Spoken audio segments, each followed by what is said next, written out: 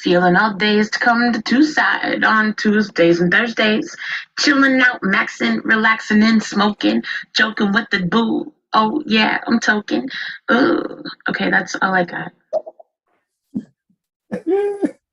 Oh, I love Mona Lisa. I love it. Folks, ladies and gentlemen, boys and girls, we are the Two-Sided Podcast. We are here every Thursday, 8 p.m. Pacific, 11 p.m. Eastern, live on the stereo streets and live on the YouTubes. Sometimes John doesn't like to show up. Sometimes John doesn't like to show out. A lot of times, John is just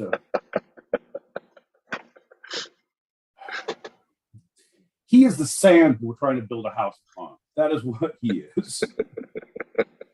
But folks, I digress. Welcome to the party. If you can't catch us on Thursdays or Tuesdays on stereo, you can find us on Spotify, Amazon Music, Apple Pod, Farmers Only, Fans Only, Patreon. I promise you, I will be writing John's contact information on any fucking stall bathroom I go into from this day on, because he needs to pay for what he's done. So you'll have that contact information too. All right, John. All right, I'm gonna pop some packets, buddy. I'm gonna pop some packets, and you keep on doing you, whatever that is.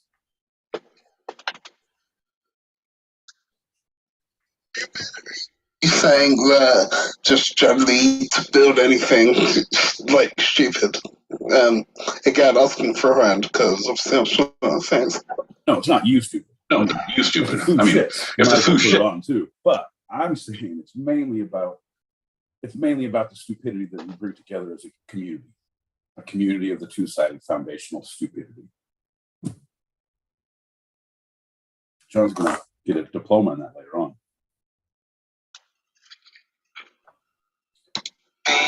He's bouncing up my booty cheeks. I love the way he rides. I can hardly breathe when he's pumping deep inside. I kiss him on his neck and then he kisses on my pussy.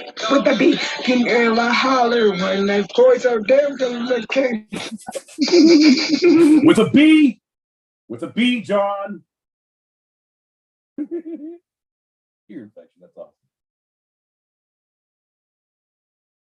Politics, from suicidal tendencies to ultimately dialysis.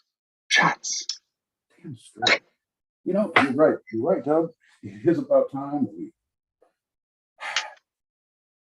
had a shot. If I can't get that dialysis machine I want for Christmas, I hope to get that iron lung I have my eye on. If I save up enough, if I live a bad enough life, I'm pretty sure I can score one in the next 2 years.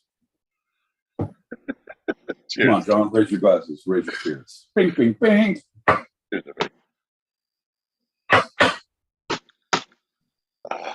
Well, howdy. Oh. There you go.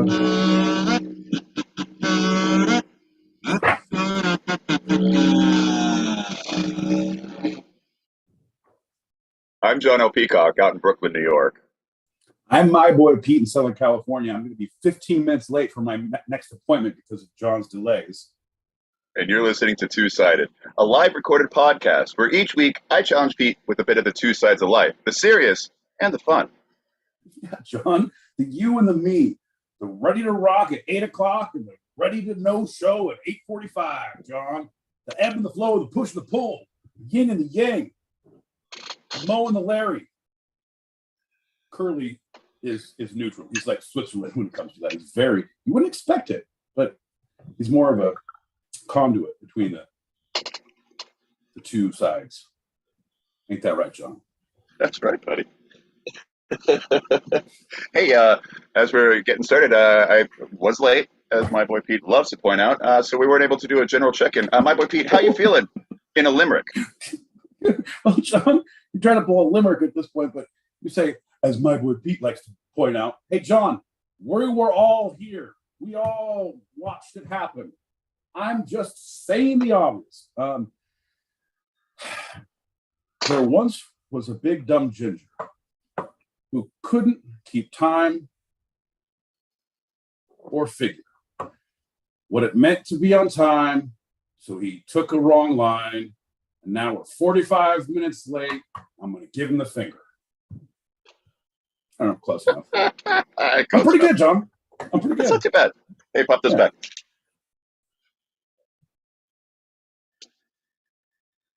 I'm gonna. When are you lovely people going to have an intro? Because you guys have the intro with Didgeridoo and the Gazoo and the Hullabaloo and I don't know anything else around. It is a lot of hullabaloo. It's a cacophony of inappropriate sound is what we do with every show. Well, technically, that's what we do for the show as well. Anytime there's an argument, just start yelling cacophony at the top of your lungs, John. It really confuses people. I ask and you deliver. I like this. I like the foundations. Again, smart. I'm saying, buddy. I'm saying. John, you're not just challenging him, you're challenging yourself. You are the challenged one, John. Right? It's an uphill battle both ways to school for this guy. Scamp? Oh, take it. Finally made it a collab, like, bro. Right? I was waiting for the Ed Sheeran Holy Bible. Well, after Ed Sheeran did that guest show, brought Eminem on stage, I was like, it's only a matter of time before our Lord and Savior, my boy Pete. Wow, oh my God, Jesus is actually making a collaboration with Ed Sheeran? Bro, this is amazing. Why not the Ed Sheeran Holy Bible? I'm saying, bro, you're on something. You're on something. I'm started. Package your pop, bro. Do your worst. Well, it's not my worst. It's some of our best. Yeah, that's right. It's our first lightning round. Lightning round! It's time to get down! Come on! Yeah! Woo! What's up, John? How you doing, man? Doing all right. A little sweaty out here. How's the weather out there, my lightning round guy? Oh, it ain't good. It's still 100 degrees at 8 p.m. today. 8 p.m. when I heard my boy Pete getting ready for the show. I said, wow, you getting ready already? I don't hear John. Also, it's 100 degrees, so it's hot. It was 90, feeling like 100, and it rained just enough to raise the humidity from 50 to 75. That's cool. That's cool. Ooh, So man, we're in it together. Awesome. Yeah. Good luck, John. I hope you got a fan or a walk-in freezer, a cold blood, and a black heart for Pete's on hate. Anyway, have a great show, buddy, and see you later. See you later, buddy. Bye. We're going off track. Yeah, let's do it. Giddy up. Yes, speaking of going off track, I'm echoing. Go out, connect. Ladies and gentlemen, this is the time when we circumvent two-sided, not two-sided, yes, we circumvent two-sided with the stereo because we know what's best for stereo and the two-sided. And the technical difficulties that usually happen on stereo are echoes.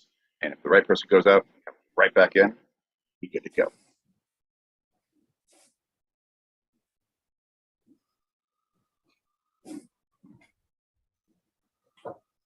Hey, buddy. All right. I'm circumcising all of these technical problems. Circumventing. Circumferencing.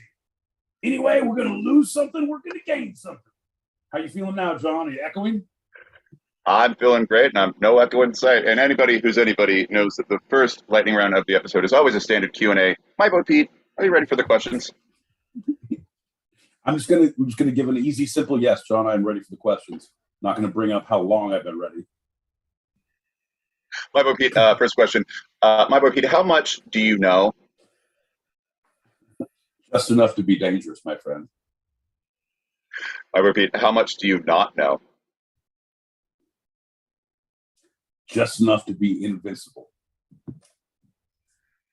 My boy Pete, how much do you know about how much you don't know? Well, there's no way of knowing. I guess Finally, we'll have to my drink for that. Final question, my rookie. How much do you not know about how much you know? I know for a fact that I don't know how much I know, but I have not known. So I'd say about, if we were going to the metric system, I'd have to say a cubit or a fathom. Wait, no, it's imperialism. About this much. It's bigger than a bread box, but you don't want to carry it around. That's how much. Yeah, about that much. That was a great lightning round. That was fast. All right. Moving right along here. Giddy up. Let's do a shot. Cheers. Good shot. Cheers, everybody. You're welcome for listening.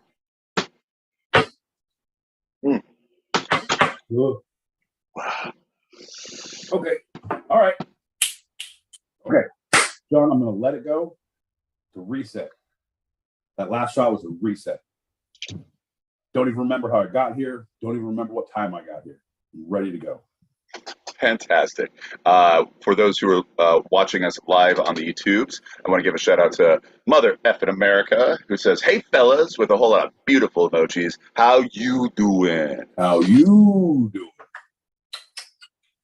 Good to see you. And for those listening live on this area, we got a couple packets to pop before we jump into our first segment. Pop those packets. Picky pop. Man, Pete and Johnny, what are you waffling about? Oh man, makes me want breakfast. I love English and how they talk. Hey, fellas, everything here. How you doing? You look stunning, gentlemen. John, that color of blue. Stella, you look amazing. Pete, cute as button as always. What's crack-a-lackin', fellas? How's everybody doing in the gallery? I see Miss Julie Prunes is here. Dub Muse Lover. Is that Sporty? Looks like Sporty. Did he do another account? I don't know. Hello, everybody. How you doing? Hope you're well. So good to see you. John, I was going to say the same thing. That blue shirt, it really brings out your ginger. Like, wow, you nailed it today, pal. Really accentuates that ginger. Yo, I was just on your YouTubes and I was checking out some battle rap and then I saw your beautiful fucking faces and I was like, oh shit, yeah, I gotta go say hey real quick to the pod. Mona. It was so good to see you, girl. Hey, gave you some love on Tuesday show. I'm pretty sure we got you another couple followers on YouTube. I don't know. I'm just saying it's all about those likes, subscribes, and alert buttons. And I'm doing my part, trying my best. And we just threw you some love because your dulcet tones were what started our YouTube live. So, love you, man. This is true. You know, we all get inspiration from someplace. I like the idea, John, inspired by instead of based on. Mm-hmm. So you base something on, like a movie. This is based on true events. AK421. True events. Right. Or this is inspired by true events. Doesn't mean how I took those events. Right. I started watching the 2-Sided Podcast every Thursday night on YouTube. I went out and I made a fan fiction for the zombie apocalypse. Meets Sweet Valley High. It's a love story told from I don't know, John, but it's not based on. It's inspired. Well, we're all inspired by Moan, so hit that last. Guys, that's fucking fire. Shout out to the replay. I'm gonna go listen to it. Appreciate you. Yeah, girl. And actually, this cat, we got him a follow too. I got to pull it up and I'll tell you what his name is because I gave him a follow because he has some pretty good music too. Oh shit! If I go to YouTube, it's gonna be. Oh no! I can see us. Don't. Oh shit! Don't do it. Don't do it. I know. I'm like, don't. G Trills. G space TRILLZ, G Trills. Ooh, God. Okay. It was like looking in one of those mirrors that kept going forever. What if I held up a mirror to the mirror? Ugh, man, you took too much. Well, speaking of taking too much, we're going to talk about the Know Nothing Party. Oh, okay. All right. The Know Nothing Party. Interesting concept. I feel like they brought something special to the table. I feel like they have a significant voice that maybe we need to re-explore at some point in some way differently. Just like Nexium wasn't so bad to like week 6. I'm just saying. Maybe we stop at week 5 with the Know Nothing Party, John. Let's take a closer look and see what we figure out tonight, huh? Yeah, let's take a closer look. So the Know Nothing Party, also known as the American Party, which is a U.S. political party that flourished in the 1850s. It was an outgrowth of the strong anti-immigrant and especially anti-Roman Catholic sentiment that started to manifest itself during the 1840s. Yeah, that's okay. That's not good, right? But the idea of not knowing anything, super good. And also Catholics. The rising tide of immigrants, primarily Germans in the Midwest and Irish in the East, seemed to pose a threat to the economic and political security of native-born Protestant Americans. They took our jobs, John. They took our jobs. Yeah. So in 1849, the secret Order of the Star-Spangled Banner formed in New York City. What's that? Oh, shit! I hear him coming. It's the secret order. They all hum all the time, so it's not so secret. And soon after, lodges formed in nearly every other major American city. Spread like wildfire. Okay, this is not good, but I'm just saying it's good to have clubs, John. The Elks Lodge, the Moose Lodge, the Lions Club, the Optimist Club. Mm-hmm. I was going to join them, but those guys are so fucked up. I was like, you guys are bringing me down. I'm not down with that. So. You're right. It is good to have clubs, like Fight Club. There were rules about joining the secret society known as the Order of the Star-Spangled Banner, or OSSB. OSSBs they should be, John. I think everyone needs to have rules and certain hoops to jump through. Literal and or proverbial, John. Because if you don't have the gumption to get through a proverbial or literal hoop, do I want you in my society?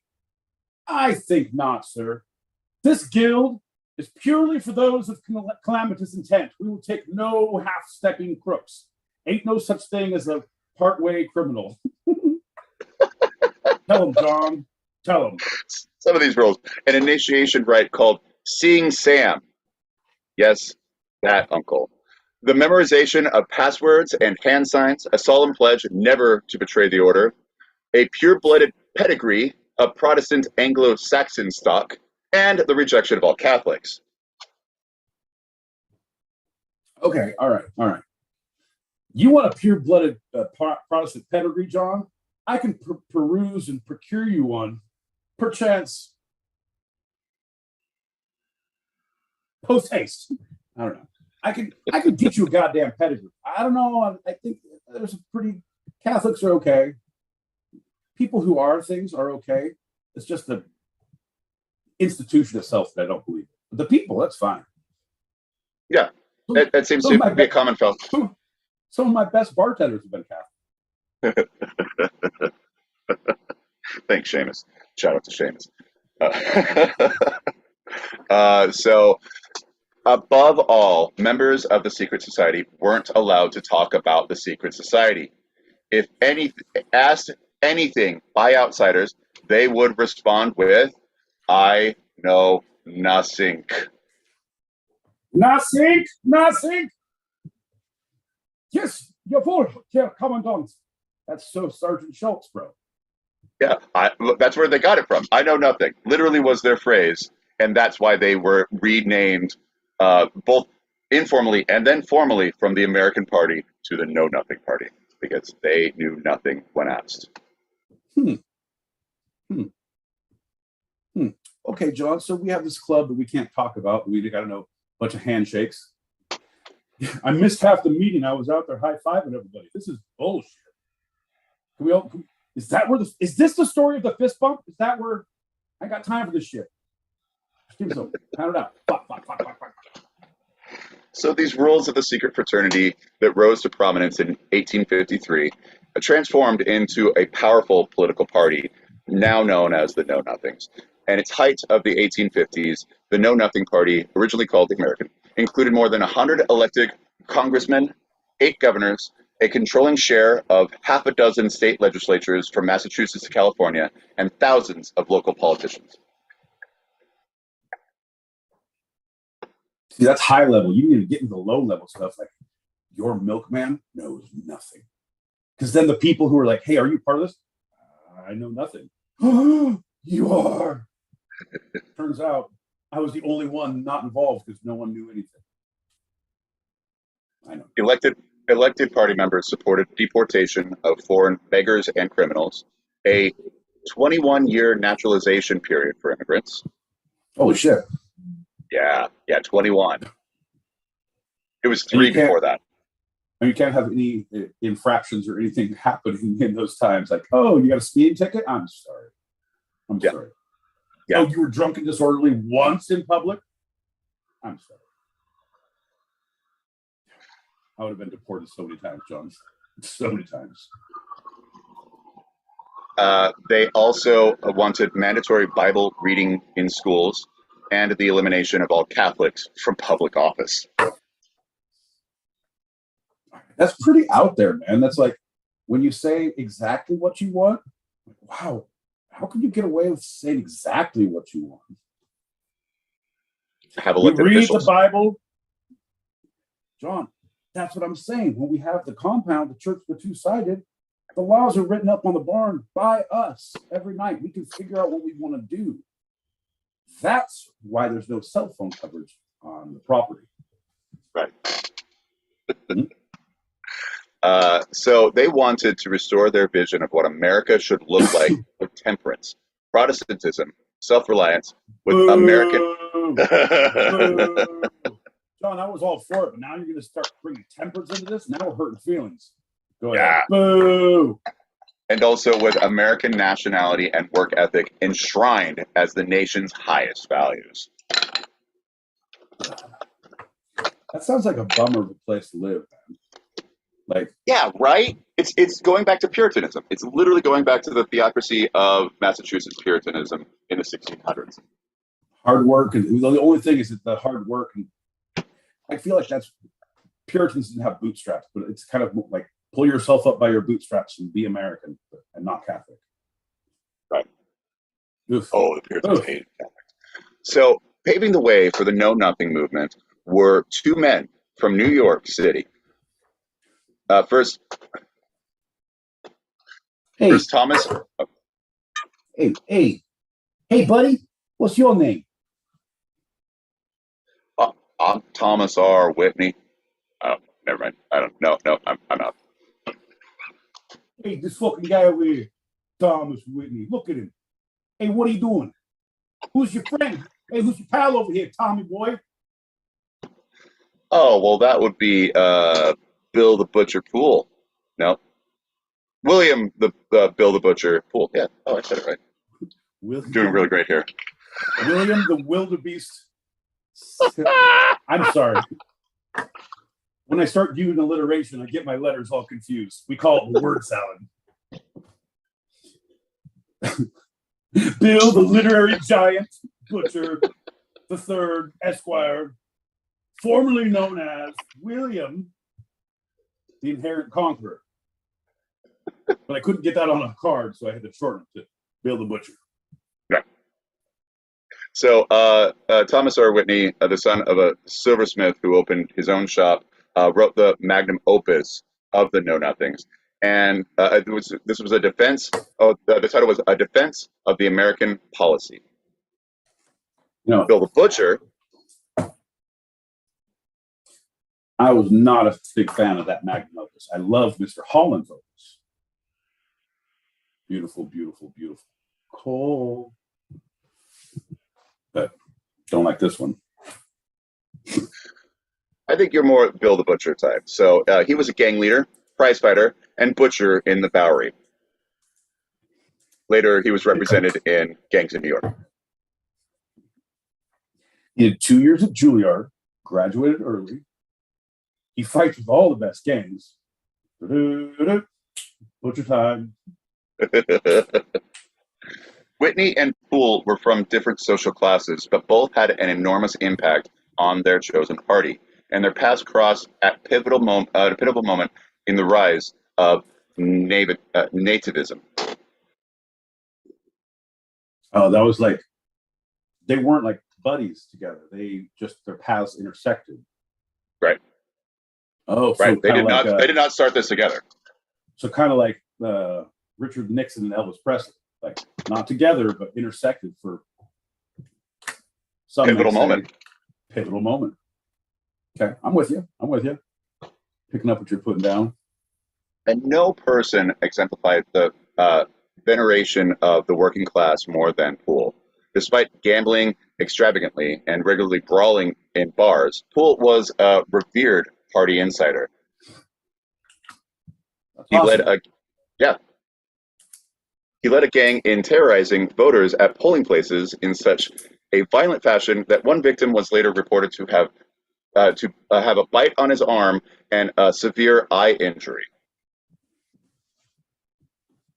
Shut up! You still got another eye. Don't be a pussy. You can vote. Come on, get in there. Vote for the right one if you want to see you on the way home, motherfucker.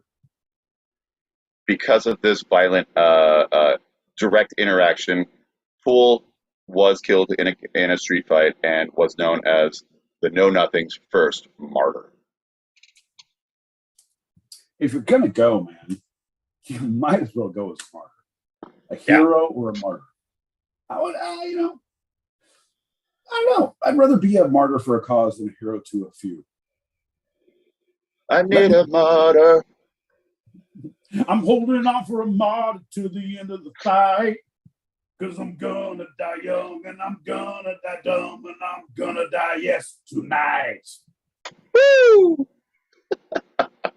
In addition to being a successful engraver, Whitney was an avid reader of philosophy, history, and the classics. He moved from reading to writing poetry and eventually political tracts. Political tracks? You mean like political publishings? Not like, oh man, I'm putting out a sick track. It's a guest track.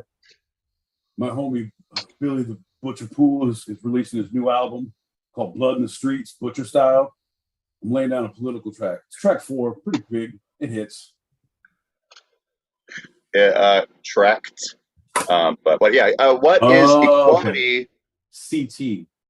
Yeah. The enunciation, John. The enunciation is what got me. Well, here's one of his titles. What is equality but stagnation? Question mark. It's actually a lot of other things. It's like equal life and opportunities and lifestyles for all people because they're all humans. It's really, I don't understand. You better tell your friend here. I think that's a flawed concept. I think you're arguing up the wrong tree, buddy. You should probably put that on a track and not a tract because you waste the ink if you print that many copies. So proceeded in nativist circles by such elites as author James Fenimore Cooper, Alexander Hamilton Jr., and James Monroe, nephew of the former president. Whitney had a knack for rising quickly to the top of whichever group he belonged to. Which was Alexander Hamilton IV, who lives out here in Brooklyn. James Monroe, who was a great nephew of Marilyn. Anyway, pretty big people, big names. He became a charter member of the Order of the United Americans, the precursor to the OSSB, don't talk about it, and used his own printing press to publish many of the group's pamphlets. We had just sitting there in his basement. He wasn't doing much.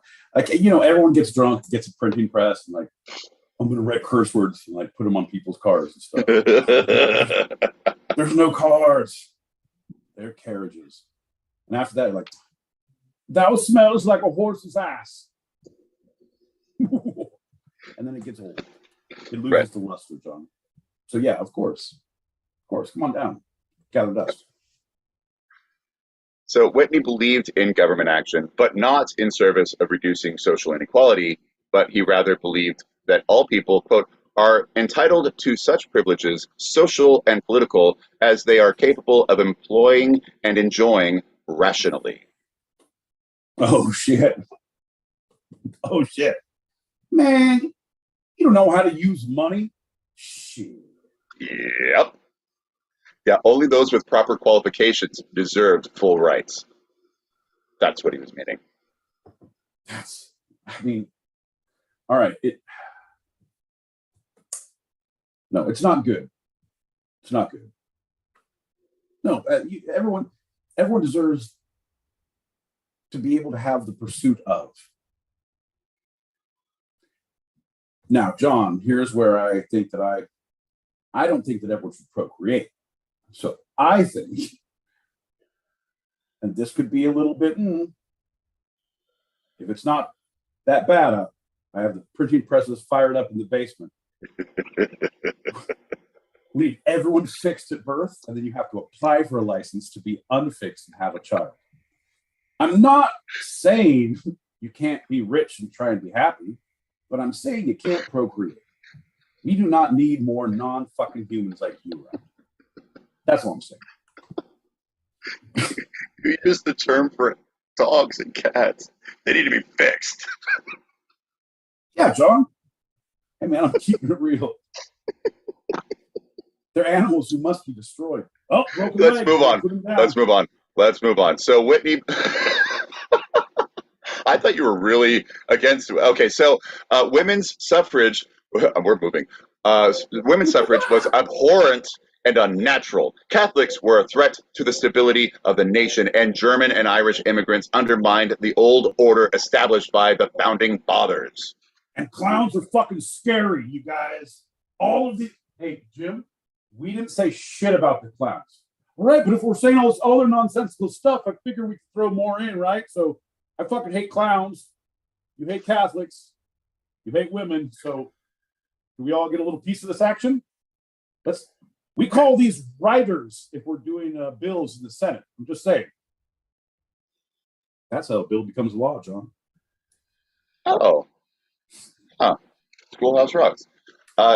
So who do you think was the worst person of these two founding members, founding creators, inspirational two men? Bill the Butcher, Poole, or Thomas Whitney?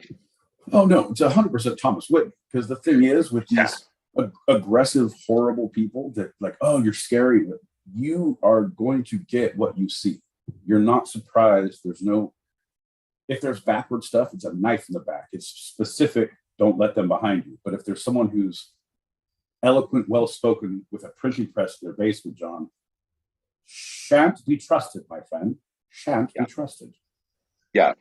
The violence of Bill the Butcher is minimal compared to the word that was spread of that filth of what he was just talking about. But Bill the Butcher was like, he was about his neighborhood. He wanted his neighborhood. He was a bigot, sure, but he was looking at people in the eye as he was having their lives destroyed, not printing a little thing and moving that onto a governor who had thousands of lives destroyed. Man, this is crazy. This is just like, it's like looking in the two-sided mirror, John. I see a little Bill the Butcher in me. I see a little Whitney in you. Demure, kind, printing press. Pen is mightier than the sword. Let me destroy it from the inside. I was like, I will cut people if they come into my purview. Very specific, John. Yeah. Very, very. So a majority of the know-nothings came from middle and working class backgrounds. These people feared competition for jobs from immigrants coming to the United States. These people feared immigrants coming to take their jobs. Yeah. The working and middle class, the not super rich. Right. Well, okay. Hear me out on this. And I'm not saying I don't agree with it at all, but it's very easy to be fearful when you are at that point, the lower middle class who were here were the lowest men on the totem, right? They were the lowest class. And all of a sudden we get people who are coming over, the poor, the tired, the huddled masses. Cool. You're going to do whatever and take a job. And you're going to follow this American dream that you've been promised. And that is scary for people who are like, I was just trying to get by. I'm not trying to get an American dream. I'm just trying to get to work on Monday. So, and the ignorance makes you scared. And if someone gives you a solution like, oh, don't try and be better, don't do better for yourself, just get them out so you can be the lowest. Like, yeah, you're right, we should. It's a fear, it's a stupidity. I want to say that the lower class, the middle class, because they're not well educated back then. There's like not a lot of readers. There's not like you're just. Well, and the middle class is so new at this point. You know, America was the first middle class, so they are really on, but still bottom totem pole. Right, 100%. And coming from those roots, you don't understand your middle class. You know you're not top, and you are friends with, like, you work with these people. You still go to the same stores and the same streets, and it's a whole different ballgame. So your mindset, John, it's just like when you were all weird and gangly in elementary school and middle school, and then all of a sudden you grew into your own, and now you're like this ginger model. And everyone's like, oh my God, ginger model. You're like, I feel weird. Like, dude, it's okay. You're a ginger model. Hashtag ginger model. All right, thanks. So, bro, critics. I'm not trying to say anything, but John was in a photo shoot. Look at that guy. Look at that guy. This is only for those on the YouTubes. With the scarf and everything. Enjoy that. Oh, he's coming at you. Okay, fair enough. Blurred, skinny, little. So, it was actually the critics who named it the Know Nothing Party, because they would not, even as an official party, they would not talk about their beliefs. They would not talk about their platform. Only the phrase over and over again. It was unified. I know nothing. So they adopted the American Party as their official name in '54, but they were only called the Know Nothings, and essentially the American Party was forgotten as a name. In '54, they also got control of Massachusetts legislature. Yes, the birth of American Puritanism, Massachusetts was the first to completely give over its legislature to the Know Nothings through elections. Oof. Oof. Sean's no good. No, it's not the time for those jokes. I have them in my head, but I can't. I'm not going to force them in. I'm not going to shoehorn them in. I'm going to wait for the proper time. Horrible. Wasn't that the witches of Salem, Massachusetts? Yeah, no good. About almost 200 years before, but yeah, exactly. Yeah, I know. That was the Puritans. Yeah, that's why it came back, because it's cursed, John. Yep. Horrible. Maybe not. They also the Know Nothings wielded power in Ohio. Several cities, including Youngstown and Cleveland, had newspapers that touted Know Nothing beliefs. Woo! Ohio! Many white Protestants in the state disliked the Catholic Church for opposing taxation to finance public schools. Catholic parents preferred enrolling their sons and daughters in Catholic schools and did not feel that they should financially support schools that their children did not attend. We pay enough by leaving our kids alone with these priests. We're not giving you money too. So they campaigned against the precursor to the Republicans, which was the Fusionist Party, and won the gubernatorial election of 1855. Salmon Chase was their candidate. The Fusion Party, and their candidate was Salmon Chase? John, are you just saying words now? No, so it's the Republicans, but they were at the time called Fusionists, the Fusionist Party. You want to hang out and vote? Keep our streets clean from poor. It's fusion, baby. And the Know Nothings ran against the Fusionists and got Salmon Chase, elected in 1855. So That's the Know fake Nothings name. won. That's a fake name. Salmon. That's a fake name. It's Salmon. It's Salmon. It really is Salmon. Salmon Chase, but it could be Salmon Rush. D? No, don't mind if I do, but now that's a chronicle for a different time. Nationally, in 1856, the American Party ran Milford Fillmore as its candidate for President of the United States. We all know how that turned out. Fillmore finished last, but he still received almost 900,000 votes out of approximately 4 million cast in that election. It's a pretty big chunk. Did he demand a recount? He did not. He did not. He finished very dead last. Okay. Out of 3. Although many Americans, including some Ohioans, opposed the Catholic faith and lived in fear of immigrants, slavery and its expansion was a more important issue to them. The Know Nothing Party refused to take a stand on slavery, one way or the other.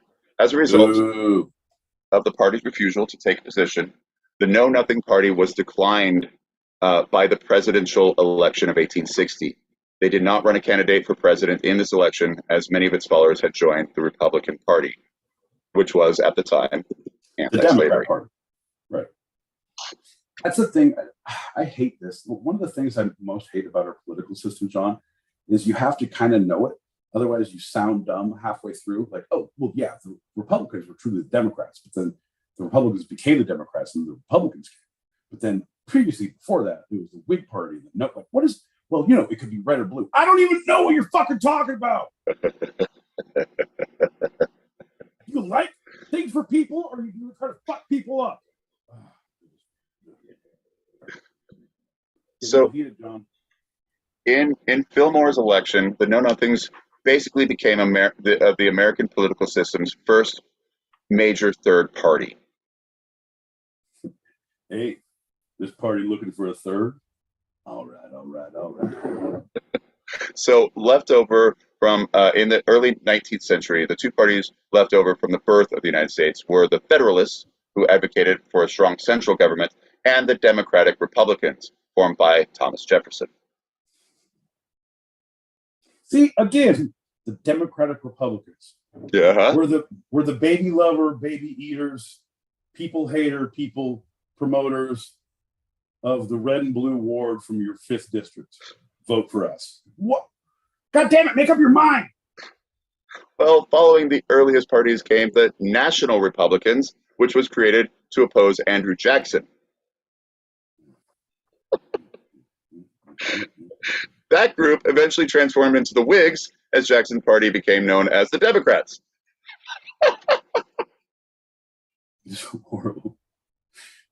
Well, we were Yardbirds, but then after Yardbirds, we became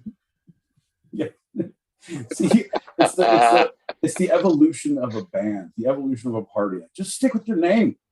Oh, you want to make different music? You don't get to change your name and fucking that fixes it. No, you play the same, you sing the same. I'm humming along. Star Spangled Banner Party can't sneak up on me ever again.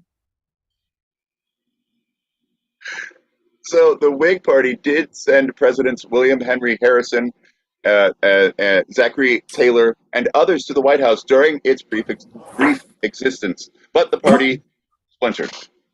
The kid from Home Improvement, Zachary Taylor Thomas. That's right. Awesome. It's awesome we got to go to the White House. Good for him. Good show. So the party splintered and then disintegrated over the politics of slavery. The Know Nothings filled the void of power before the Whigs had even ceased to exist, choosing to ignore slavery and focus all their energy on the immigrant question. Why do people? I understand, like, that's the normal thing because people are scared of everything. Is fear driven, right? Everything we do the majority of what we do.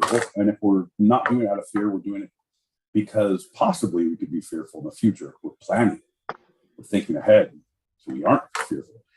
John, just do something better. Like make the best cheesesteak sandwich that you could ever make. Like if we put all of our collective minds to work, fuck you, Philadelphia. You ain't got shit on us anymore. We are a global sandwich. Right? Or I don't know. Let's make pigs fly. You're having a shit day? Man, this is awful. You broke up with your girlfriend. You got fired from your job. I got a flat tire. I'm walking home and fucking pigs are flying. This is awesome. John, you can have bacon season. There's hunting for bacon now. John! I'm just saying, if we focus on the good things, we can be a lot better than if we're focused on fear. Wait, hunting? You hunt actual strips of bacon? Is it ready to go? Are they crispy? No, you got to field dress a pig. It's a lot better than it sounds in real practice. John, have you ever seen a full-size hog drop from 400 feet after you sniped him from the pale blue sky? John, there ain't much left. What I'm going to let you know is it's an unfortunate set of circumstances that brings us here today, officer. I shot old Porky here and she fell on this Subaru. So, little Petunia ain't the only casualty in this event. But also, can I keep the bacon? Right, because that's all that's left. Oh, that's human. Nope. Okay, sorry. So their legacy is that they were the first party to leverage economic concerns over immigration as a major part of their platform. You guys like money, right? I mean, you guys like buying things and living in places, eating stuff. All of those things are made possible by money. Not closing, not shutting down the government, not raising the cap. I am the letter G, brought to you by Raising Texas and the letter G. Get them G's, motherfucker. So though the Know Nothing Party was short-lived, the values and positions of the Know Nothings ultimately contributed to the two-party system that we have today. John, as I was saying previously, we should keep certain things from the Know Nothing Party, and we should disregard the rest. We should definitely keep the practice of anyone asks you a political question, you just say, I know nothing, and shut the fuck up. I promise you dinner parties will be so much better. Bar encounters, unbelievable. You guys, remember the good old days where we all knew nothing? Let's go back to that.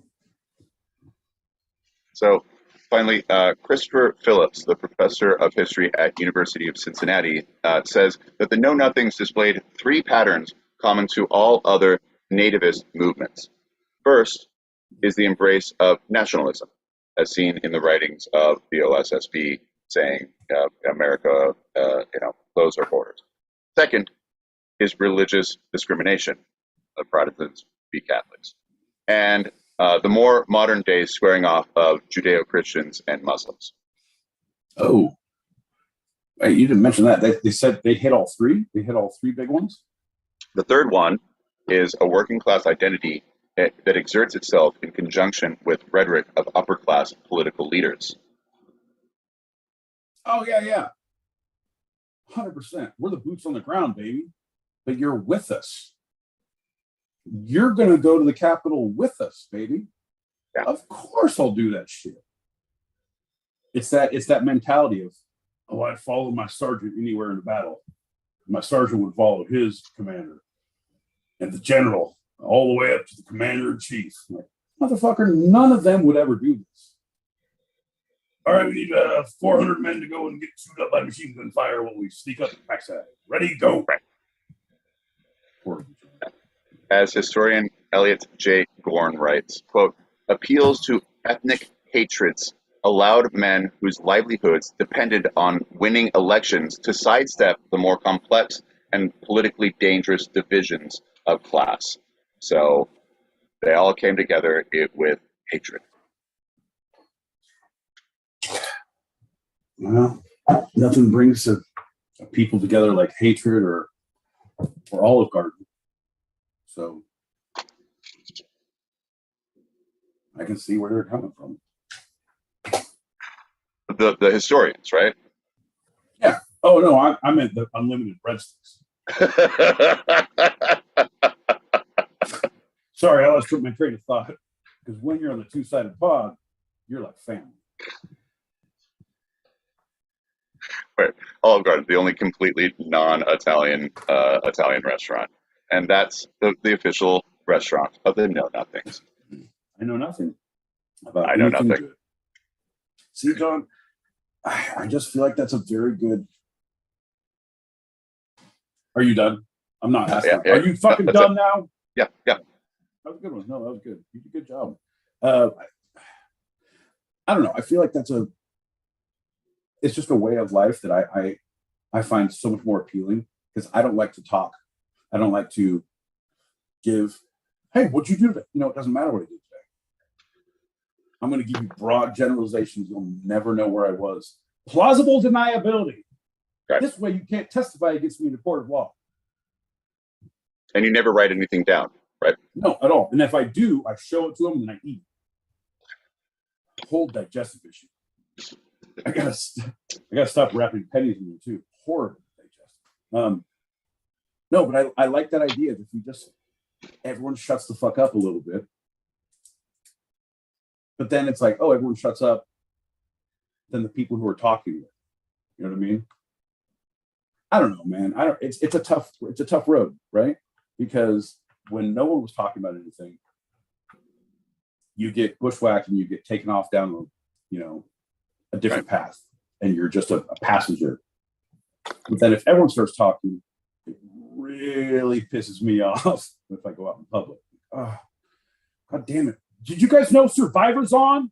We talk about America's Got Talent or something like fucking humans? Ugh. I'll be in the car with my cocktail if you need me. Well, right.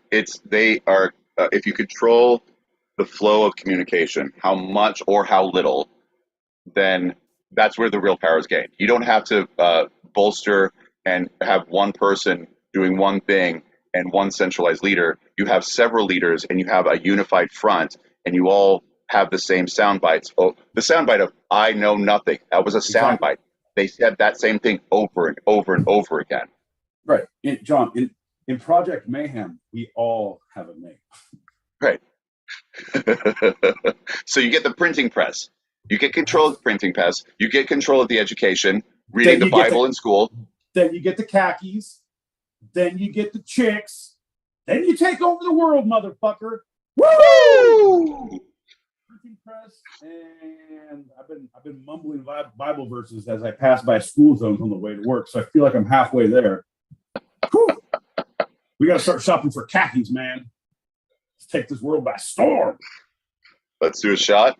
Let's pop these packets. Let's get to the next thing. Oh, Lord have mercy. I am.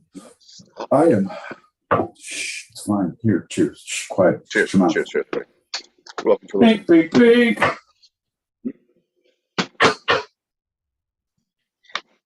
Oh, have mercy. That's no bueno. What the fuck you supposed to be? Jesus? Motherfucker. Oh, yes, I am. I need a zero. Someone who denies my inalienable right. Man, these guys sound like deplorables. Maggots. Right. I'm gonna say it. Anyway. Like 3 and 4 minutes normal. It gets worse. Hey, I know you. Are you Jesus? All y'all people need Jesus. I've never seen a Bible before. I'm going to be reading in schools everywhere I go from now on to maybe teach y'all a lesson. Shit. I'm going go Old Testament on that ass if y'all keep asking these questions. Shit is fucking fascinating. I love it. History fucking repeating itself. Speaking of which, Shot. everybody knows about Nixon and all his crap. But do you know about the nefarious things that his Vice President Spiro Agnew is up to? Oh, Jesus. I should do a show on that. Great. You know, okay. Yeah, okay. That's a good one. Yeah, Spiro Agnew was a fucking monster. A monster. I'm so glad you know that. Hey everybody, how you doing? Hey, Oh my God. Oh, Julie Spoon. I mean Julie Bruce. I'm sorry. Mona Lisa. Ditto. Mr. Fox. Hey. How's everybody doing? Good to see you, John and Pete. Oh, hi, fuck. Yeah, boy. Get some. Get some. Exaggerating. Maybe not. We ain't there yet. Pack another one. We ain't there yet. I know, because it's her birthday week, y'all. If anybody knows, my girl Foxy Lady over here is counting down 48 hours till her birthday. And bro, I was shouting you out earlier. Anyone who's here, give Mindfox a listen. He just posted some dope shit on his IG about the most amazing bingo that you'll ever see in your life. And it's so well done. John, I was like, I feel like he has Squarespace, and can we get Squarespace, man? Is that going to help us? Or I don't know. It's good to see you guys. Good to see you guys.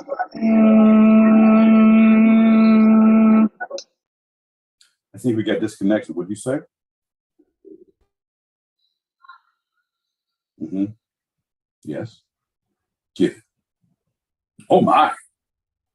No. Go on. Thanks for calling. It's not Jesus. However, his name is Chuck. He's Christ. Brother. I'm his wife.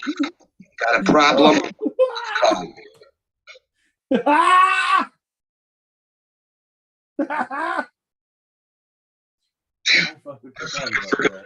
damn, I love you. I personally, John, would enjoy a show about succession. How many states are ready and have filed paperwork to succeed the union? Yay! Woo, we won! Oh. I don't know, I'm a little high and I've had a few drinks, so what of it? Talk about it? This is a two-sided pot right now. But anyway. Hey man, I'm letting you know, if we succeed with this seceding, it'll be a success soundly, sire. Seriously? Silly. I guess it's technically still Thursday here in the desert. It's 9:08 p.m. So as soon as I get back home, I'm gonna post a throwback Thursday from the music video that Foxy did. Oh yeah. On IG, so you gotta follow Desert Fox on IG. Yep. Like the link in my little emoji thing I got going on. And yeah, she was in an Australian music video. Hell yeah. I'm gonna post it. Hell yeah. So stay tuned. Hell yeah. Everyone who's out there, follow Desert Fox. His IG is pretty fucking sick. He posts some great stuff. Fucking talented motherfucker who's not a professional, John. Like, I look at like, oh, just pitter patter. It's a little side gig. It's whatever. I think of a John L. Peacock when it comes to engineering. I'm like, apparently, we're somewhere on the bell curve, and Peacock is holding a low bar. Mindfox is up here fucking up the curve for all the rest of the Peacocks in the world. Hey, I want to give shouts out to the people who are watching us live on the YouTubes. Mona Lisa popped in. Halfway Crook Gang, hashtag. Joey, is John a reincarnation of a Victorian ghost? Okay, that photo is. Say it out loud. Look at it. Era. He's white with his blue. Look at his blue shirt. It's his eye see-through. John, it really accentuates your ginger. Hashtag accentuating ginger. Awesome Sauce Radio says, hey guys, I'm going over to stereo. So, see you there. And finally, Joey, nothing, Jon Snow. And finally, Pitter Patter, get her at her. Pitter Patter! Pitter Patter! Woo! Folks, thank you for listening. If you're here live, if you're not here live, may God have mercy on your soul. But you can catch us every Thursday, 8 p.m. Pacific, 11 p.m. Eastern on the stereo streets and here live on YouTube. We're also on replay, if y'all can't keep a time schedule, on Spotify, Amazon Music, Apple Music. We have a Patreon link, which is normally above my head, not in like real life, but normally on this. I digress. Just click on someone's link, click on a face, look at, as you're smashing that subscribe and alert and like button down below, hit John's info in the below, because it should be there, right, John? Totally, yes. And all of those things that my boy Pete was talking about is our handles are at Two-Sided Pod. Two-Sided Pod. There you go. At Two-Sided Pod, sir. TWO Sided Pod, all one word. That's our YouTube for playback, and the Spotify, the Apple stuff, Instagram, and the Patreon, Twitter. Yeah, turns out Two-sidedpod at gmail.com. We got lots of things going on. Right. It's not we're stuttering. It's just the same goddamn handle.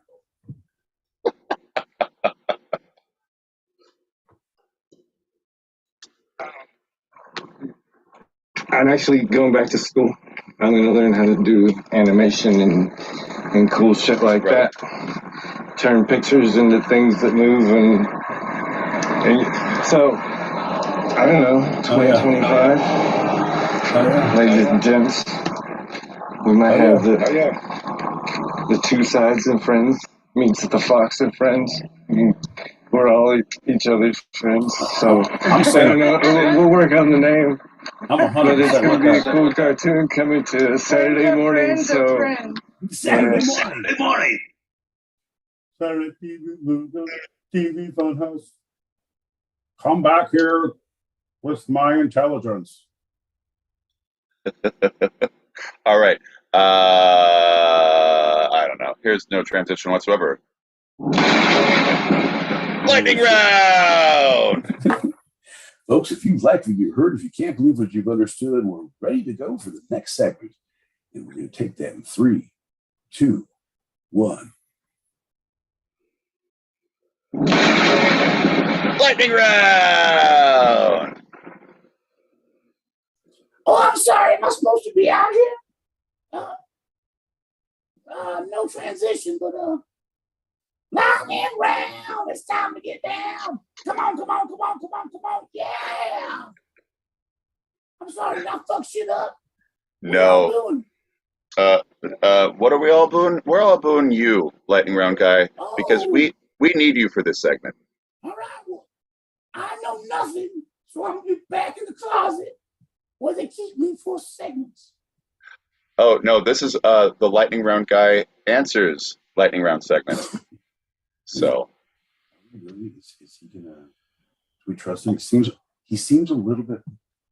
Are y'all talking about me? No. Okay. No. Let's do a full segment with Lightning Guy. That'll be fun. Hell yeah, I will. Don't be a dick to me. All right, John. Suck it to me, baby.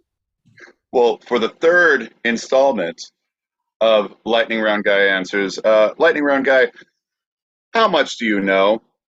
Man, I know everything about making a mint in a mess pot in a mountain out of a molehill. What do you need to know? That's great. Lightning Round guy, how much do you not know?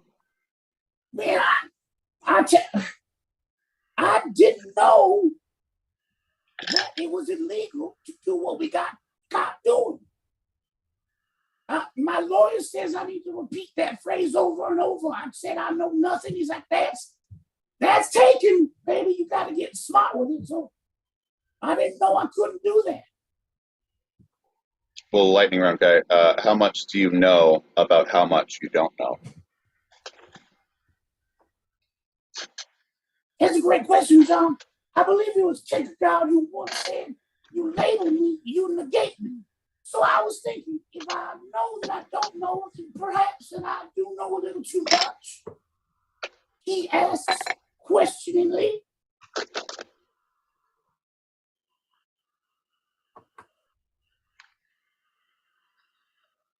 Finally, lightning round guy, how much do you not know about how much you know? I don't know shit about shit, John. All I'm telling you is my boy Pete promised me 2 shots if I stayed out here and answered the goddamn questions. So right now I know nothing about nothing. You want to do a shot? That is the correct answer, lightning round guy. You were fantastic. Great lightning round for you. Let's do a shot. All right, let's do one. I gotta go away. Cheers, motherfucker. Cheers. Bing, bing, bing. Cheers to everybody. You're welcome for listening. All right, bye. Bye. It's a tough road. It's a tough road. Well, I thought he was doing great. I thought he was doing really good. Yeah, but you don't ask him questions. Like, that's the thing. Ask him no questions, he'll tell you no lies. You start asking the questions. And also, I don't think it's good for his vocal cords. That's true. I try to keep him quiet in the basement with the printing press. My boy Pete. Let's jump into our.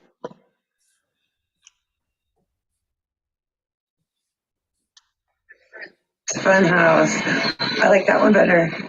Ooh, food for thought. We have plenty of time to change our mind. Stop. All right, John. You were saying sorry. Well, that's all right. I'm glad you popped that because we're not going to have any more messages played until the end of the show, which will keep the room open for our green room. So please leave messages if you like. Just know that they will happen after this segment when our official show is over. Official. He uses finger quotes. Come on, John. You doing that so we can't be held accountable for what happens next? Quote unquote show. Quote unquote accident. Let's finish up with talking about Coca-Cola. Boo! Boo! Wait, it started with Coke. Yay! Tell us about the Coke, John. Tell us about the Coke and the Coke. Yay! May 8th is a red letter day. Literally, given how the color red has become associated with the company of Coca-Cola. Because back in May 8, 1886, the world's first Coca-Cola was served at Jacob's Pharmacy in Atlanta, Georgia. Okay, let me just say, and what you're going to get into it. So it was served in Jacob's Pharmacy. Tell me how it was made. Like, I understand the process. Tell me. I need to know. Tell me, because that is. It's like wait. The whole formula of how it comes to creation, it comes to be. It's the first person who's like, you know what? There's a cow. I'm gonna drink whatever comes out of that. Okay, no, that's a bull. I'm gonna drink whatever comes out of that. That's a cow. How do you know? And who's the first person? Like, I'm gonna serve this cold, pretty good. Like, oh, you know what? If I take this water and I take this syrup thingy and I take these sugars and I take these carbonate, well, we call that a kitty litter crunch fizz. we call it the barium surprise. It's a beautiful concoction that runs right through you like a ton of red lead. I don't know, John. Okay, go. Okay, do you want me to answer your question or just move on? Because I will explain it, but I could do a quick explanation now. That'd be great if you could. Well, I don't know how you feel, man. I got very excited about it. I know it's part of your spiel. I don't want to fuck your roll up. How about this? We're going to edit this out. 3, 2, 1. I didn't ask that question. None of this happened. Folks, it's not even live. John, just go on about your script. I'm going to pop in and ask a question later. You know, John, it made me think about folks, this will be funnier when we come to that point because you're not going to remember, but you'll remember then. You're welcome for listening. Go, John, go. So this was the creation of Dr. John Pemberton as a tonic for common ailments. And it wasn't the first beverage he invented. In 1885, he introduced Pemberton's French wine coca, an alcoholic beverage billed as a nerve tonic and cure for headaches that was inspired by Vin Mariani. Okay. I like that. So right now it's a tonic. So here's a guy who's a snake oil salesman who's trying to cure the common ailment. If you don't got hair, it'll make your hair grow. If you have too much hair, it'll cut your hair back. If you have colons, it'll cease them to be. If you don't have them, grow that fucking colon right into your wherever colons go. Folks, if you don't want an Adam's apple, don't worry. You'll have one after this. If you have one, don't worry, you won't. I don't know what that means. Step right up. It's the French wine coca. Yes. Now, this is not on script, but for my research, morphine-laced tonics was very popular post-Civil War. In fact, morphine addiction was called the soldier's curse. Oh, John, you gotta get that big stretch out. I don't know about you, but I feel like a little tonic right now. Too much soldiering makes daddy all tired from the day. He's a little of that soldier tonic. Yeah. And the introduction of cocaine-laced tonics was, as John Pemberton, who was in the Civil War and was addicted to morphine, said it was a cure for morphine addiction. Hey, baby, you got to get up to get down. Pemberton's elixirs. Got to get up and get down. Woo! So he had these French wine, cocaine-laced beverages. And then not long after he introduced it, the country passed a prohibition bill, and he needed to develop a non-alcoholic version. This was not the prohibition that we think of. This is 1856 or late 1855. It did not last but 6 months, but it was enough for him to say, oh, crap, I need to do something else. Right, but you know, you're thinking, nonetheless, prohibition. Let's all just take a moment and say, boo, boo, boo. Then he came up with a precursor of Coca-Cola, which was served on that day in May 8th, 1886. John, that's crazy. Because I always think about that, like, mother is an necessity is the here's the deal, necessity John. is the mother of invention? No. My mom's name was Necessity, and she invented a crazy little thing called love. No, John, it would have to be your mom. No. Let me get this straight. John, I always think about how things were invented. Like, who's the first person who looked at a bull and said, I'll drink out of that? And nope. And like, what about that cow? I'll drink those. Like, but here's a weird beverage that I'm just going to serve and put a bunch of Coke in so we don't get the old soldier shakes. 1,000-yard stare, John. When you've seen as much as we've seen, John, you need a little bit of Coke in your life. Pemberton's Coca-Cola elixirs. Get that heroin and morphine right out of your system, boys. Giddy up. Want to clean a house? Pemberton. Want to build a business? Pemberton. Should we start a restaurant? Pemberton, Pemberton, Pemberton.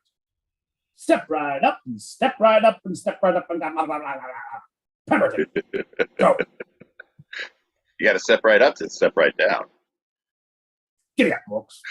So his bookkeeper, Frank Robinson, chose the name for the drink and penned it in the flowing script that became the Coca-Cola trademark. And it's literally, he's like, there's Coke in there and there's cola in there. Call it Coca-Cola. He was the Ralph Steadman to Hunter S. Thompson of beverage world. Yeah. Folks, deep cut right there. If you want to be a druggie and have an illustrator, be a Pemberton or a Hunter S. Thompson. S. Thompson. Be a Thompson or a Pemberton. Thompson and Pemberton. Druggies at law. Look for our logos designed by our illustrators, Thompson and Pemberton. So the original marketing was this tonic for most common ailments, and basing it on cocaine from the coca leaf and caffeine-rich extract from the cola nut, Kola nut. The cocaine was removed from Coca-Cola in 1903. Boo! I mean, that's good, but John, to this day, I don't know if it's anywhere else in the U.S., but maybe it is in like Florida and New York, but in we get Coke from, there's a Coca-Cola bottling plant in Mexico, and a lot of the authentic Mexican food restaurants will serve Mexican Coca-Cola, which is way better because it uses straight cane sugar and it doesn't really have to go through all of the corn syrup that we do. Yeah, horrible. It's unbelievable, but it's like, couldn't we get something a little farther south and just, have you had the Colombian Coca-Cola? It's ridiculous. Peruvian? Oh, this is Peruvian gold, bro. You're not going to sleep for a week after you drink a bottle of this. John, I don't know. I feel like we have a vacation that needs to take place if we can find those drinks. Allegedly. So the Pemberton Chemical Company, with the big success of their product, renamed their company Coca-Cola, and it was established to market and sell the product. When it was first sold, Coca-Cola was in syrup form and mixed on premises. So this is the soda jerk. This is what you were asking about. The original way was they had the syrup, everything in it, except for the soda water, and then a soda jerk would go into the glass, and that's how you drink it. John. No, that's not what I was asking. That's the how it was served, the idea, and the process in which, I would say the process in which it was made. Like, I know you're going to go to the secret Coca-Cola recipe that has been changed and is only known by 2 people and kept in a vault, John. I don't mean to steal your thunder, but this ain't the first time I've done Coke from a jar, baby. So it was really big in the soda jerk, the soda cafes. So what is soda? It's the word. Anyway, it was. Hey kids, if you like what you heard, come to our soda cafe every Tuesday, Thursday, 8 p.m. Pacific, 11 p.m. Eastern. We'll roller skate right up to your fucking car. The place where the soda jerks work. So Pemberton died in 1888 before he could see his creation really succeed. By 1891, another Atlanta pharmacist, Asa Griggs Candler, had secured complete ownership of the business for a total cash outlay of $2,300 and the exchange of some proprietary rights. And he incorporated the Coca-Cola Company the following year. So he has full control now. This motherfucker. This guy. Oof. The trademark Coca-Cola was registered in, so it's with the script, right? In the dash in between, as we all know it, was registered by the U.S. Patent Office in 1893. Okay. Damn, he only had it. So he came up with it in 1886. And it's 1893. He already sold that shit. No, he was dead in 1888. Yeah. I mean, it's already sold. Yeah, it's gone. And he dead. Shit. He dead. Proprietary. You need more eye of newt. You need a little bit less tongue of bat. That's where the spice comes from. So Asa Candler ran the company until his retirement in 1916. It was under his leadership that the company began to bottle Coca-Cola, and cocaine was removed as an ingredient. Boo! At least you can give me a baggie on the side, Candler. You're being a real dick. This is not shown in many different things, but a couple of articles pointed to the fact that in the late 1890s, when he bottled the Coca-Cola into bottles and allowed it to be sold outside of the soda jerk working place, right? Suddenly, people who were black were able to buy it for 5 cents when they couldn't go into that soda jerk place because they were black because of segregation. So they now had a market for other Americans that were not white Americans, and it changed things. And white Americans got upset about that. John, oh man, I didn't see that coming. I was going to make a joke about like he took the cocaine out because he did it all in 1915.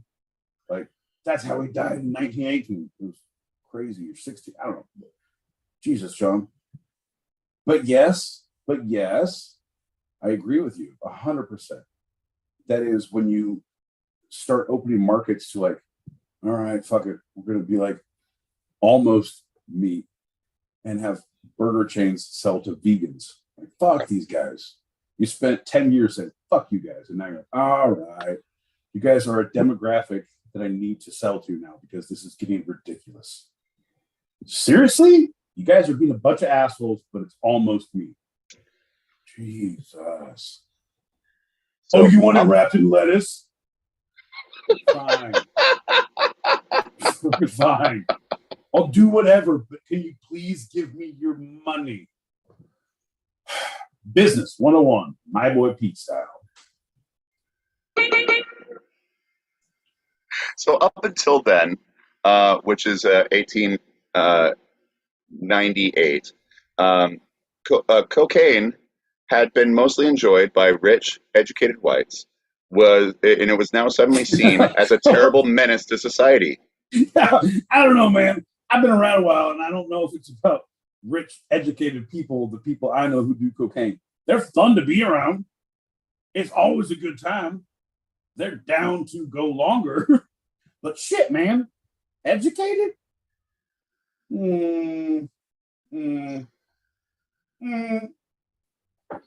Fun.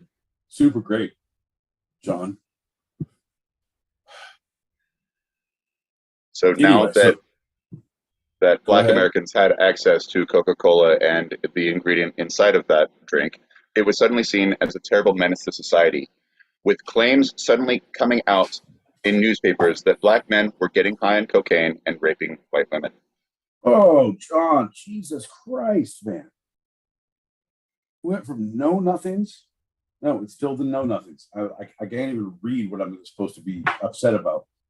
If it's about Coca-Cola, if you say just Coca-Cola, like, fuck you, number one. If you say Coca-Cola and how it affected the racial relations and a whole divergence of people. John, I just need to know what I'm going to get mad about. Folks, if you look up above our heads on the stereo, John's changing the name. We're all going to be sixpence none the wiser. Nope, I got nothing, John. Nope.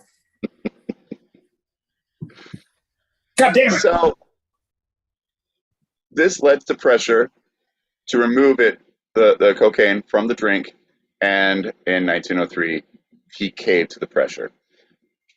Later years brought other changes, including the introduction of cans in 1955 and the acquisition of other beverage brands like Dasani, Sprite, and Fanta. Don't you want to? Fanta. Don't you want to? I do. Fanta is one of the best. It's so good. John, you know? You like purple, I believe?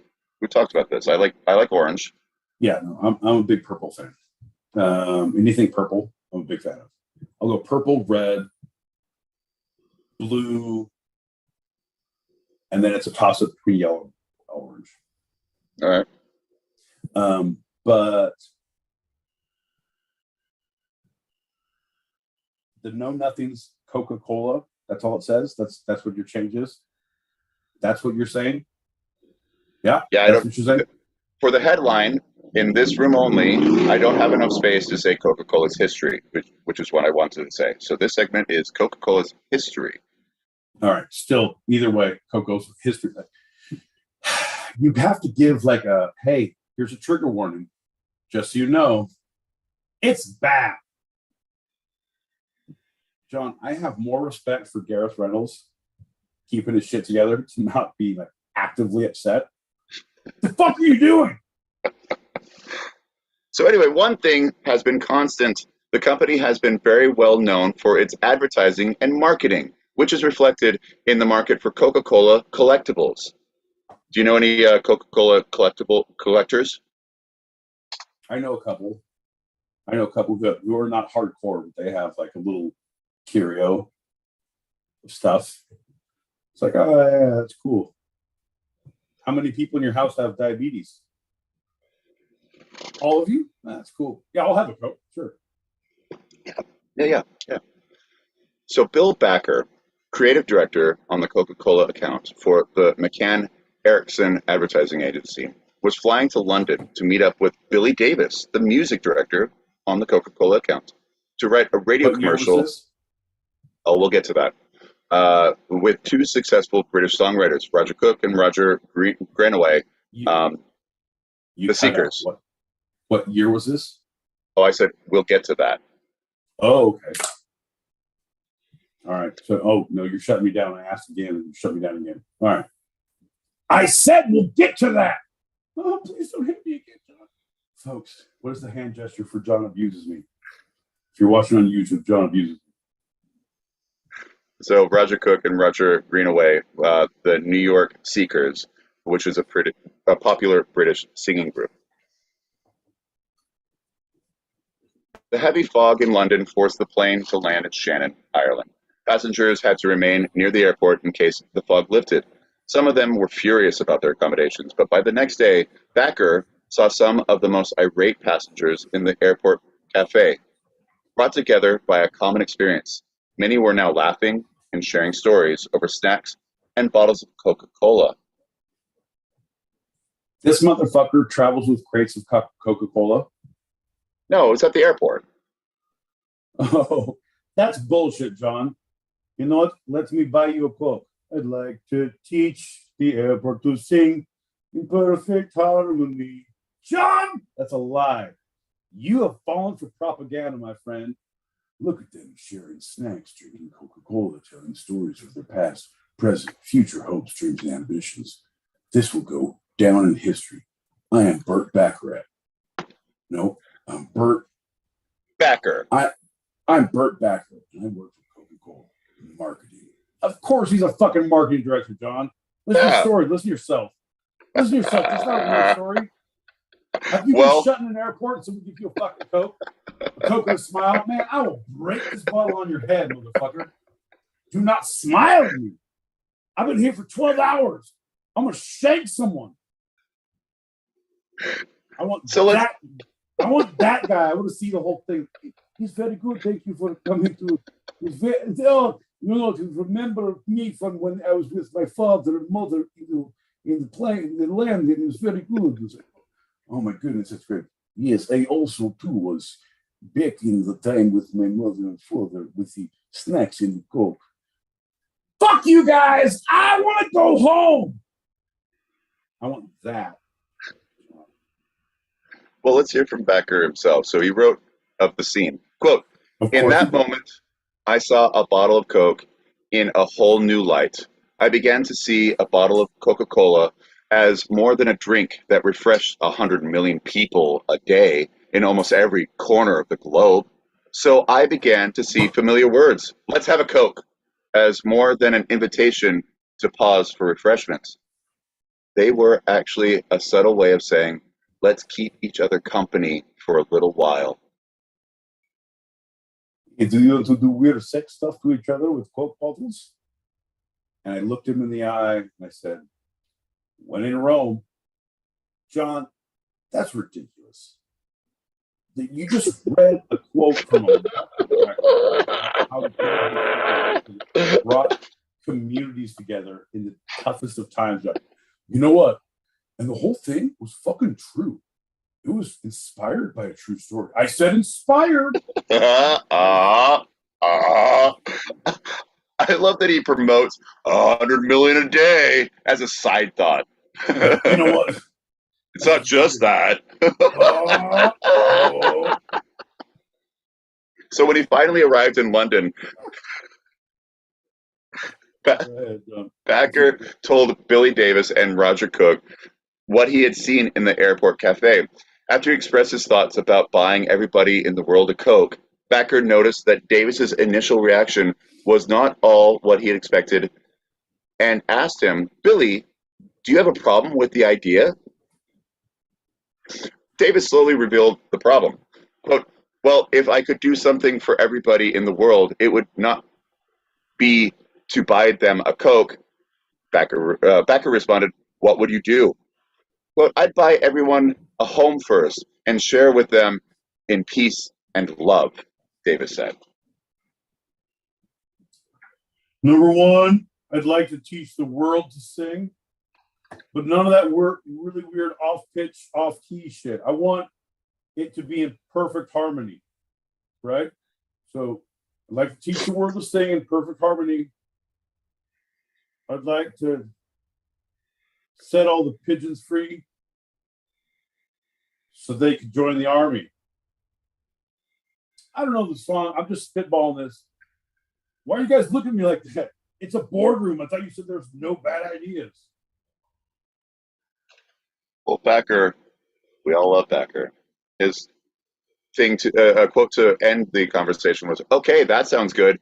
Let's write that, and I'll show you how Coke fits right into the concept. End quote. Boom! You want to see Coke with two chicks at one time? I can write that. I'm Becker. Do-do-do-do-do. Becker! Taking them down one peg at a time. Becker! John, I would watch that show too. A rough and tumble ad exec making his fucking place in the world. Yeah. Compromises his goals, compromises his well-being, compromises the love of his family. Why? For the whole account. Becker! Fuck yeah! I'd watch the shit out of it. So, as my boy Pete, who's oh so smart, has been alluding to, from this, in 1971, there's your date, 1971, Coca-Cola airs 71. one of the most iconic ads in the history of advertising. Their I'd like to buy a world of Coke commercial. All right. Okay. So 71. Holy shit. I know you're gonna say, because I'm fucking your timeline up, but now you have to realize your things give me pause and make me ask questions. I was not born in 1971, so I did not see that. I was not born for many years later. There was a resurgence. They did at a Super Bowl, didn't they? With a Super Bowl thing, and it was the Coke inspired halftime, or there was another thing that they played this in the 80s or 90s. Maybe. I came from the Pepsi era, so. Oh, easy there. Well, for the Super Bowl. I meant for the Super Bowl. Your people burned Michael Jackson. Moving on. In the summer of 1980, a Coca-Cola planning manager named Jack Carew was tapped to lead a project that had been percolating within the company for 2 decades, but never came to fruition, to introduce a diet version of Coca-Cola. Boo! Less cocaine, half the sugar. In 1985, New Coke was introduced as the first change from the formula in nearly 100 years. New Coke was a success in taste test trials, but the public quickly demanded that the company revert back to the original formula, which was brought back to the market as Coca-Cola Classic. Boo! We want cocaine. Boo! First picket line I ever joined, John. First picket line I ever joined. I mean, a cause is a cause. So New Coke was eventually discontinued in 2002 after unimpressive sales. R.I.P. New Coke. Coca-Cola Classic, by the way, I just saw this earlier today, and I thought it was amazing. On an advertisement in the subway, a digital advertisement, it had a can of Coke, and it said, Coca-Cola, original taste. Original taste. Original taste. Isn't original taste like classic is one thing, but original taste. Original means the first. That would be the Coke. Maybe they brought it back, bro. You pop a can, you put your finger in soda and just rub it on your gums a little bit. Oh, fuck, that's good Coke. That's good Coke. Y'all, you want to go halves in this can? Hey, man, know what you're getting into. I don't need you to end up in the chicken coop. Shit. Finally, Coca-Cola was ranked 6th in the Forbes list of the world's most valuable brands in 2020. Competitor Pepsi followed well behind at number 36. What? That's crazy. All right, but here's the deal, John. They make good business deals. Pepsi does. They're the only place. Taco Bell is like the only place, or Del Taco is the only place that's open 24/7. And Taco Bell only has Pepsi. They're the only place you can get Pepsi. And Mountain Dew, which is fucking horrible. But if you're going to eat a fucking quesadilla and a Mexi melt at 4:30 in the morning, you might as well have a Mountain Dew because your fucking body is trash anyway. Right. You know. So for more than a century, Coca-Cola has managed to retain its popularity and keep up with the times while still remaining entrenched in nostalgia. Despite the competition, Coca-Cola is still one of the most successful and well-known brands in the world. Yeah, no, it is. It's unfortunate.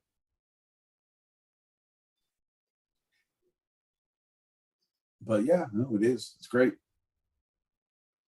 I think I liked in that era. It was the 90s when all of the soda industries were trying new things. It was the new Coke, the this, the that, the diet, the Pepsi did Crystal Clear Pepsi. Crystal Clear, yep.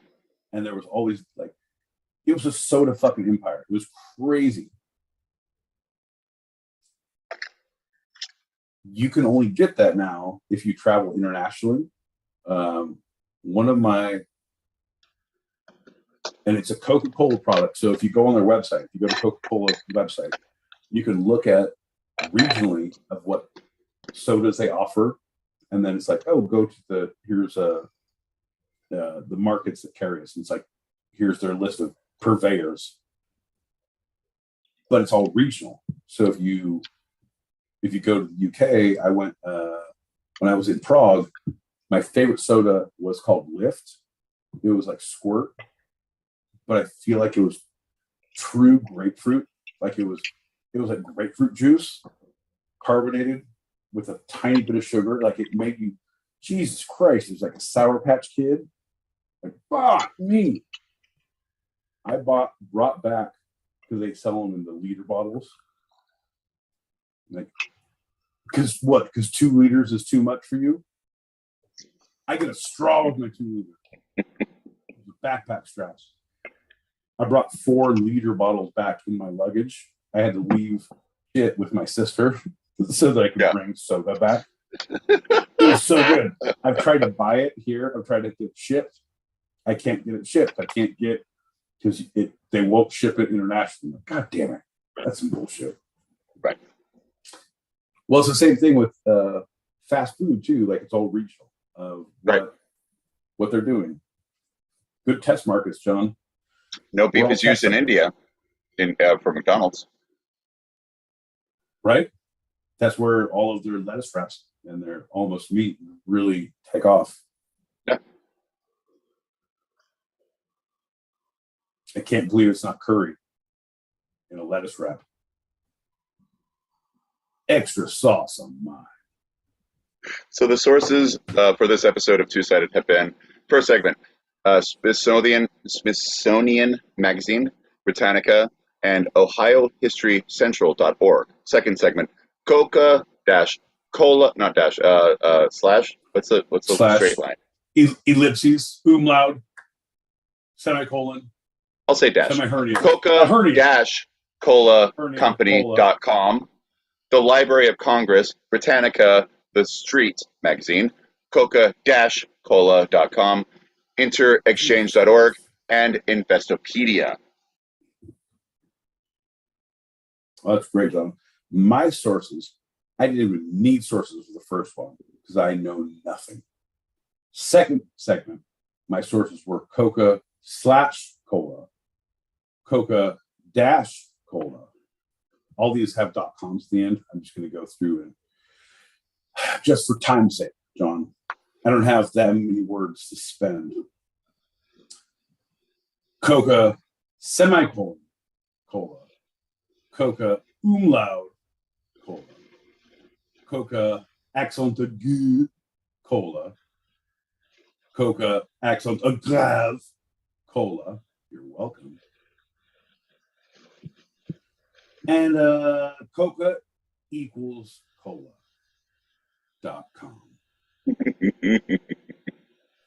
My boy Pete, before we get out of here, is there anything from this episode that you'd like to take a second glance at, a second look, second thought, a second opinion? This is Pete's Retraction Corner. Yeah, buddy. Two things. One, because I can't learn to give you your last fucking. Pete, is there anything you want to take a second glance, second look, second glance at? Yeah, like, this is Pete's Retraction. I need to fucking shut up and let this beat happen so you can finish your thought. That's my first that I do every time. Second, John. Second, I need to give you room to breathe, baby. I know you're not good at stuff. I know you're not a timely worker. I understand things. I can't expect the best when I am the worst.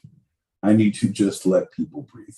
So, John, I retract the first 15 minutes of my tirade for you being 15 minutes late.